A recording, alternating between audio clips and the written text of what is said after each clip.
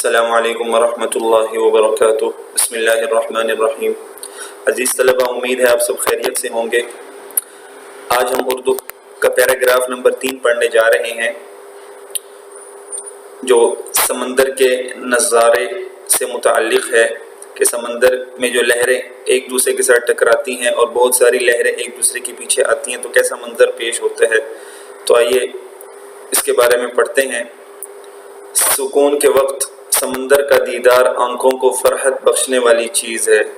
فرحت بخشنے والی یعنی لذت دینے والی، راحت دینے والی، خوشی دینے والی چیز ہے۔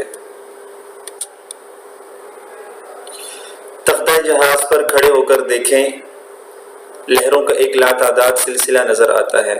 تختہ جہاز پر یعنی جہاں جہاز پر کھڑے ہوتے ہیں اور سمندر نظر آتا ہے، اس پر جب دیکھیں تو لہروں کا ایک لاتعداد سلسلہ نظر آتا ہے۔ بہت ساری لہریں حد نظر تک تا حد نظر ہمیں نظر آتی ہیں ایک دوسرے کے پیچھے، جو ہوا کے نرم نرم جھونکوں کے اثر سے سمندر پر قریب قریب ہر وقت آتے رہنے سے ایک دوسرے کے پیچھے حلقے بناتا چلا جاتا ہے۔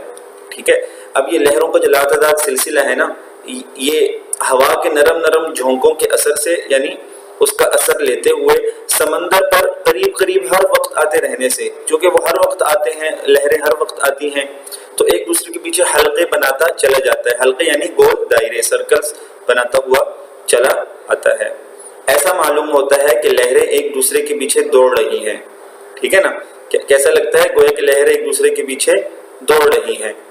صبح کے وقت جب آفتاب نکلتا ہے، ٹھیک ہے، یعنی سورج نکلتا ہے اور اچھلتی ہوئی لہروں کی جو لہریں اچھلتی ہوئی لہریں ہوتی ہیں، اچھلتی ہوئی لہروں کی سفید جھاگ پر اس کی کرنیں پڑتی ہیں۔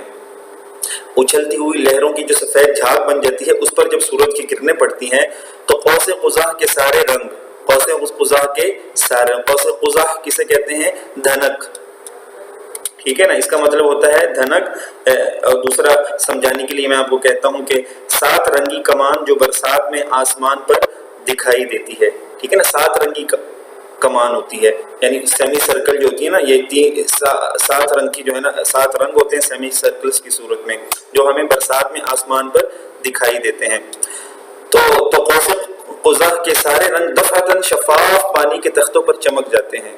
ٹھیک ہے نا، جب وہ سفید جھاگ پر سورج کی کرنیں پڑتی ہیں تو قوس قزح کے وہ سارے رنگ جو ہے نا ہمیں شفاف پانی کے تختوں پر نظر آتے ہیں، وہ چمک جاتے ہیں وہ۔ اور دور افق کے قریب، افق کسے کہتے ہیں بیٹا؟ جہاں پر زمین اور آسمان ہمیں ملتے ہوئے نظر آتے ہیں، وہ جو کنارہ ہوتا ہے نا، وہ جو ان کی جو آپس میں ملتے ہوئے نظر آتے ہیں، اس کو افق کہتے ہیں۔ تو دور افق کے قریب تو سنہری روپہلی فرش بچھا ہوا نظر آتا ہے۔ ٹھیک ہے، روپہلی کا مطلب ہے چاندی کا بنا ہوا یا چاندی کے رنگ کا فرش بچھا ہوا نظر آتا ہے، گویا شاہ خاور کے خیر مقدم کے لیے سامان ہو رہا ہے۔